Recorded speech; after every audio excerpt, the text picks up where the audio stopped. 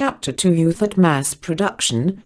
"Don't look a gift horse in the face, kid," was all Jeremy had ever told the boy, and though Donto didn't think anyone truly knew what that ever meant, this would be the only reasoning left from father to son that last summer of youth and the last of his father's life. Time always moved back then forward to the sway of the long grass in summer. Up then down to each pumping piston of bleeding earth and its last energy, so near to winter where Jeremy would be gone, smashed and buried beneath her angered flesh, of old Kentucky National Freight Car number 1453. Time was the dance of lost sounds back before the accident and even before the mess at the pumpkin patch. School and attempered cruelty for those not yet old enough for mining or stupid enough to understand this route led most nowhere and was more a way to police the more cruel children back into the way of this globe named Earth.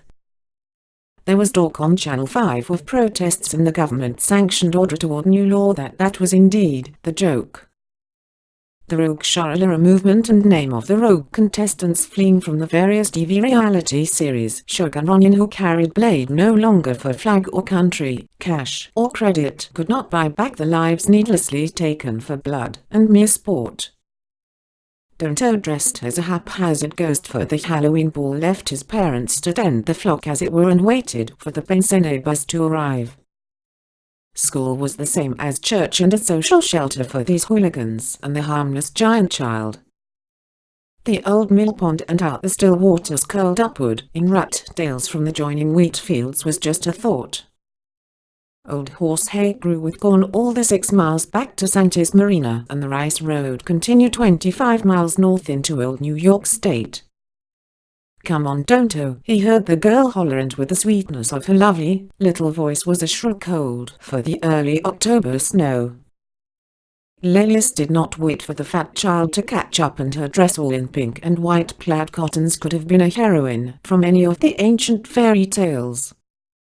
Young and feminine, with no doubt that sweetness in her short brown hair, and this Donto breathed her in the trailing scent.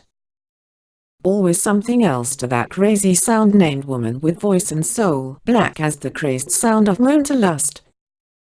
Donto could not imagine anything more beautiful and bright as she and this night in the very terrible year of our Lord of 2073.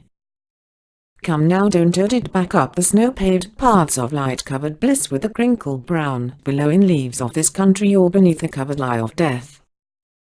A new autumn for the Japanese, who found anything their shifty eyes and hands could mend was service to the bourgeoisie. Donto did not care a thing for countries and politic, only wanting to jump into that endless sea of Iggy Pop washing with such cruel voice as was the pretty girl's stairs ahead. "Come on," I said, Lelius continued at the huffing boy as they entered the shaman woman's tent.